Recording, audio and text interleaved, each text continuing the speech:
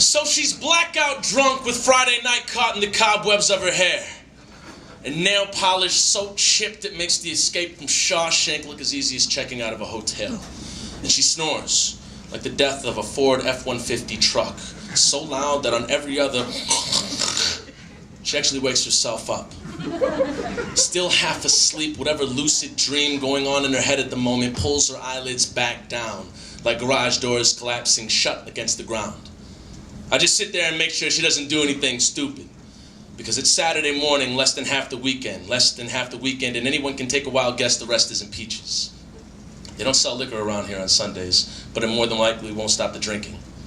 Because it's only been a few days since her best friend had been stabbed in the neck and left outside of the Triple Rock, bleeding in the streets. Unexpected death is funny. It's like the moment you realize somebody just stole your fucking bike.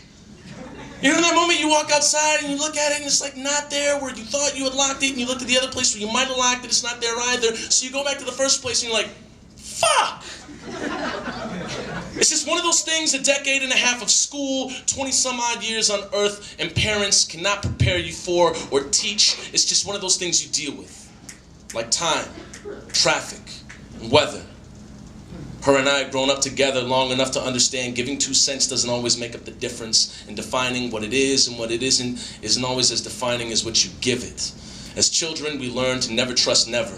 And in high school, we found that no savior or God can measure out forever or reassure any empty feeling or broken heart will feel better. And in these past few days, we've learned that the city does not have a halo.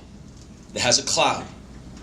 And you never truly have tomorrow. All you got is right now. So for the moment she can drink and cry as much as she wants, draw an imaginary line between sad and drunk, grab the ground by the collar and smash it back to mud, curse the world to ash and dust, wanting nothing to do with anything, and right now that's not asking much. Standing stuck, smiling through tears, sporadically laughing just because it's only been a few days since your best friend passed away. And it's come down to the direction we walk after we crash in flames. What we pursue when there's nothing left to drink. What we do when there's nothing left to say. Her and I don't accept death the same. So she gets trashed to a fashionable disaster, and I watch after her knowing I don't have to stay. But I stick around because Minneapolis is her name. She showed me death is just one of those things that happens, like time.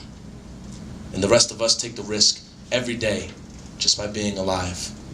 I want to tell her it's just like when someone steals your bike. But people aren't bikes. Although when they're stolen from us, we walk the city as if we'll find them again.